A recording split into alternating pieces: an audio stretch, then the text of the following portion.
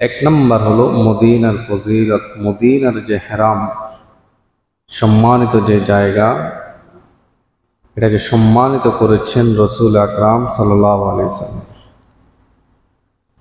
আন আবি সাঈদ আনিন নবী সাল্লাল্লাহু আলাইহি ওয়াসাল্লাম قال اللهم إن إبراهيم حرم مكة فجعلها حرما وإني حرمت المدينة حرما ما بين مأزميها ألا يهرق فيها دم ولا يهمل فيها سراق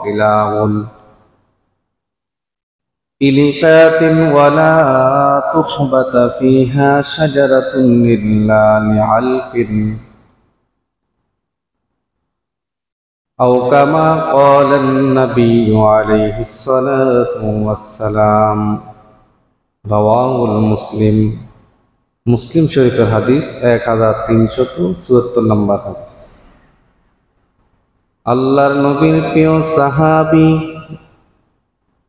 হযরত আবু সাঈদ খুদরি রাদিয়াল্লাহু তাআলা আনহু থেকে বর্ণিত, তিনি বলেন, নবী করিম সাল্লাল্লাহু আলাইহি ওয়াসাল্লাম বলেন, হে আল্লাহ, হযরত ইব্রাহিম আলাইহিস সালাতু ওয়াস সালাম মক্কার হারামকে সম্মানিত করেছেন, আর আমি মদিনাকে তার দুই সীমান্ত মধ্যবর্তী স্থানকে হারাম বা সম্মানিত করলাম, এবং তাতে ওই যে হারাম যে জায়গাটা, তার মধ্যে রক্তপাত করা যাবে না, যুদ্ধের জন্য অস্ত্র বহন করা যাবে না।